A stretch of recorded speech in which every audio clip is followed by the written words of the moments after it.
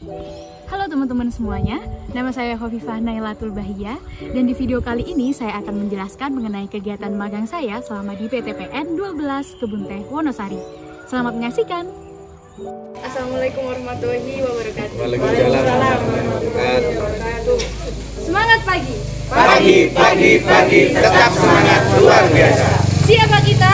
Menetes tangguh, Salam Rentres. berangkat pantang menyerah. PTPN 12.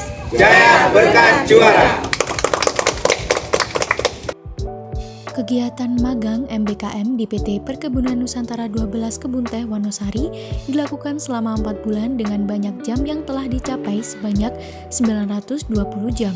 Kegiatan magang dilakukan pada hari Selasa sampai hari Minggu dan waktu kerja atau kegiatan sebanyak 9 jam per hari.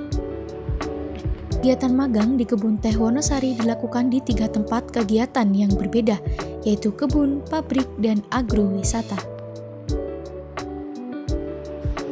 Berikut ini merupakan kegiatan yang dilakukan di kebun teh dibimbing oleh Pak Doni Prasetyo Utomo sebagai asisten tanaman. Kegiatan yang pertama yaitu kegiatan pengendalian hama dan penyakit. Pengendalian hama dan penyakit tanaman dilakukan menggunakan cairan nodok sebagai fungisida yang berfungsi untuk mencegah penyakit cacat daun dengan dosis yang digunakan 0,25 kg per hektar dengan campuran air 400 liter per hektar. Yang kedua, pupuk lewat daun. Kegiatan pemupukan lewat daun ini dilakukan dengan cara penyemprotan pupuk cair ke tanaman teh. Yang ketiga, pupuk lewat tanah. Pemupukan lewat tanah dilakukan secara manual, pemberian pupuk dilakukan setiap 1 larik dengan pupuk urea, ZA, TSP, KCL, dan kiserit. Yang keempat, penyiangan kimiawi. Berfungsi untuk membantu membasmi gulma di sekitar tanaman seperti simbukan dan bandotan. Yang kelima, penyiangan manual. Penyiangan manual untuk pembebatan gulma atau rumput menggunakan alat dan sabit. Yang keenam, pangkas manual dan pangkas mesin. Yang ketujuh, perempesan yang berfungsi untuk mempercepat proses pembuahan tanaman melalui proses fertilisasi. Yang kedelapan, pembuatan lorong, di mana fungsinya agar tumbuh dengan rapi dan memudahkan pemetikan saat pucuk sedang dipanen. Selanjutnya adalah penggarpuan. Kegiatan ini dilakukan untuk menggemburkan tanah yang terlalu padat. Yang ke-10 pembibitan, ke-11 petik manual, 12 petik mesin, di mana hasil teh yang didapatkan dalam sehari mencapai 1 ton per hektar dengan waktu pemanenan 1 bulan sekali. Selanjutnya adalah administrasi afdeling. Kegiatan ini dilakukan untuk membantu para staf dalam administrasi dan pembukuan. Selanjutnya adalah analisa pucuk untuk menentukan upah dari pemetik yang dilakukan oleh pekerja kebun. Selanjutnya, pengamatan pucuk dilakukan untuk menganalisis pertumbuhan setiap pucuk agar mahasiswa mampu membedakan setiap jenis pucuk seperti P+1, P+2, P+3, K+1, K+2, K+3, kuku macan, burung muda, dan burung tua. Kegiatan selanjutnya adalah di pabrik yang dibimbing oleh Pak Ervan dan Pak Mulyadi, di mana kegiatan ini terdiri dari 6 penggal proses. Yang pertama, yaitu penerimaan pucuk. Tahap penerimaan pucuk adalah proses di mana pucuk teh terlebih dahulu ditimbang sebelum menuju penggal proses berikutnya. Yang kedua, pelayuan. Tahap ini adalah kegiatan yang dilakukan untuk melayukan teh ke dalam watering trough dan dilakukan selama 8-18 jam.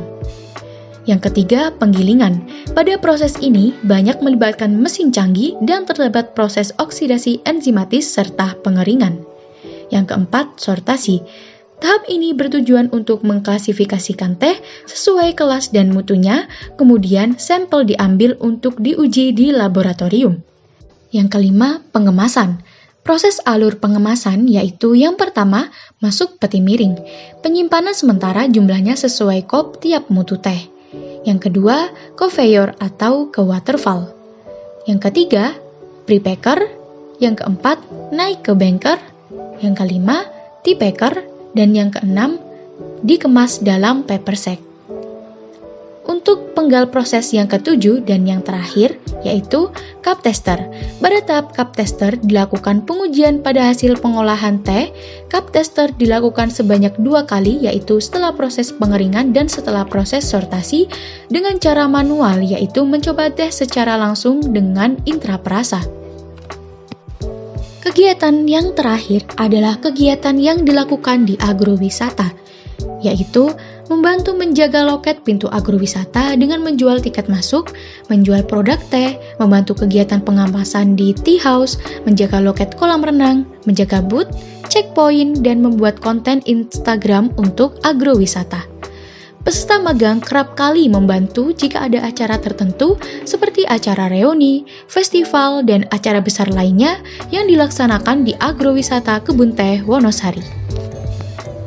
Selanjutnya merupakan capaian pembelajaran kegiatan magang yang berhasil dicapai dari mata kuliah yang dipilih. Yang pertama, pengantar komunikasi. Capaian pembelajaran mata kuliah pengembangan komunikasi dalam aspek kognitif yang paling dirasakan mahasiswa melalui kegiatan magang ini adalah mahasiswa mampu memahami, mengidentifikasi kebijakan dan prosedur kerja di lokasi magang.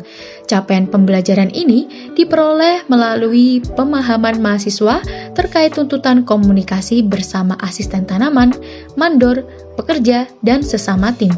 Setiap mahasiswa harus mampu mengerjakan tugasnya dengan baik dan selesai tepat waktu, bekerja sama dalam tim, serta harus menjalin hubungan baik dengan sesama tim. Tuntutan komunikasi efektif sesuai standar yang berlaku di PTPN 12 Kebun Teh Wonosari adalah dengan menggunakan bahasa yang sopan, universal, dan dapat dimengerti oleh semua orang. Menghargai lawan bicara, menyampaikan informasi yang lengkap, serta menggunakan komunikasi nonverbal untuk mendukung kelancaran komunikasi. Pengembangan komunikasi dari aspek psikomotorik, yaitu mahasiswa mampu mengidentifikasi kekurangan dan kelemahan komunikasi di tempat kerja, terutama terkait dengan kurang jelasnya pesan yang disampaikan oleh pembimbing lapang. Yang kedua adalah implementasi usaha tani. Berdasarkan hasil mengikuti kegiatan magang di PTPN 12, penulis merasakan adanya perubahan dari aspek kognitif, afektif, dan psikomotorik. Perubahan kognitifnya ialah mampu mengetahui media, metode operasional Alsintan, dan perhitungan penyusutan, serta biaya pengeluaran Alsintan.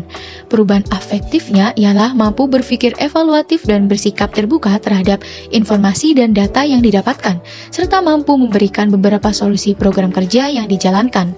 Sedangkan aspek psikomotorik ialah mampu menetapkan, merencanakan, dan melaksanakan kegiatan pengendalian OPT dan gulma, serta pemeliharaan teh. 3. Pemasaran hasil pertanian. Dalam mata kuliah analisis pemasaran hasil pertanian, perubahan pada aspek kognitif, yaitu mahasiswa memiliki pengetahuan untuk melakukan survei pasar. Yang afektif adalah mahasiswa lebih teliti dan komunikatif ketika berbicara dengan pihak mitra maupun konsumen. Psikomotorik, yaitu mahasiswa mampu mengkomplikasikan, mengolah, dan menganalisis data pemasaran produk. Keempat adalah reporting skill, kemampuan dalam pelaporan. Perubahan kognisinya ialah mampu mengetahui media, metode operasional pelaksanaan kegiatan yang ada di kebun, pabrik, dan agrowisata. Perubahan afeksinya ialah mampu berpikir evaluatif dan bersikap terbuka terhadap informasi dan data yang didapatkan, serta mampu memberikan beberapa solusi program kerja yang dijalankan. Sedangkan aspek psikomotorik ialah mampu menetapkan, merencanakan, dan melaksanakan kegiatan di kebun, pabrik, dan agrowisata. Yang kelima, teamwork. Perubahan dari aspek kognisi, afeksi, dan psikomotorik ialah di mana perubahan kognisinya mampu mengetahui bagaimana cara pengembangan kerjasama tim yang baik, dan perubahan afeksinya yaitu mampu berpikir evaluatif dan bersikap terbuka terhadap informasi dan data yang didapatkan, serta mampu memberikan beberapa solusi program kerja yang dijalankan bersama tim. Sedangkan aspek psikomotorik ialah mampu menetapkan, merencanakan, dan melaksanakan kegiatan bersama tim. Yang terakhir adalah mata kuliah analisis pertumbuhan tanaman. Capaian pembelajaran mata kuliah analisis pertumbuhan tanaman terdiri dari 3 aspek. Pada capaian aspek kognitif, mahasiswa dapat memahami bagaimana pertumbuhan tanaman teh, mulai dari pembibitan, penyulaman, penanaman, hingga pemeliharaan tanaman belum menghasilkan dan tanaman yang sudah menghasilkan. Mahasiswa dapat memahami dan membedakan pertumbuhan vegetatif dan generatif tanaman teh. Mahasiswa dapat memahami model-model pertumbuhan tanaman. Mahasiswa juga dapat memahami bagaimana analisis pucuk, mulai pengamatan pertumbuhan pucuk yang dilakukan, serta dapat menganalisis data yang diperoleh selama pengamatan pucuk dilakukan. Pada capaian aspek psikomotorik, mahasiswa dapat menentukan dan mengambil sampel percobaan, menentukan variabel pengamatan, mengolah data hasil analisis, dan mengambil kesimpulan hasil analisis pertumbuhan tanaman. Pada capaian aspek afeksi, mahasiswa dapat mengambil tindakan dari hasil analisis yang telah diperoleh. Selanjutnya adalah hambatan yang saya alami selama mengikuti magang MBKM di PTPN 12 Afdeling Wonosari, di antaranya yaitu jaringan yang sulit dan akses jalan di PTPN yang cukup jauh dari pusat perbelanjaan, fasilitas umum seperti pasar, pom bensin, dan ATM. Namun, dari adanya hambatan, terdapat pula manfaat yang diperoleh selama mengikuti kegiatan magang MBKM di PTPN 12. Yang pertama yaitu dapat menambah pengetahuan saya seputar tanaman teh dari teknik budidaya, pemeliharaan, pemanenan hingga pengolahan. Yang kedua, mahasiswa dapat belajar bersosialisasi dengan pekerja dan dunia kerja, serta dapat menambah relasi. Yang ketiga, mahasiswa dapat mempersiapkan diri dan mencari pengalaman untuk terjun secara langsung ke dunia kerja. Yang keempat, mahasiswa dapat mengaplikasikan ilmu yang diperoleh pada saat perkuliahan selama kegiatan magang. Yang kelima, mahasiswa dapat belajar memanajemen waktu dengan baik yang berguna bagi kehidupan atau ke jenjang selanjutnya. Yang keenam, mahasiswa dapat belajar berkomunikasi dengan para pekerja, masyarakat, dan pemimpin di mitra magang. Dan yang terakhir, mahasiswa dapat belajar memahami bahwa karakter setiap individu di setiap tim itu berbeda-beda. Tujuan yang diperoleh dari kegiatan magang MBKM adalah agar dapat mengasah hard skill maupun soft skill, problem solving dalam dunia lapang dan menyiapkan mentalitas mahasiswa dalam dunia kerja sebagai salah satu wujud implementasi Tridharma perguruan tinggi.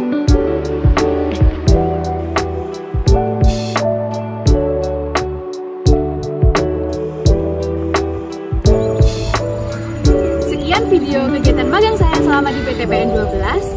Apabila ada salah kata, mohon maaf yang sebesar-besarnya. Semoga bermanfaat. Wassalamualaikum warahmatullahi wabarakatuh. Terima kasih. Bye-bye.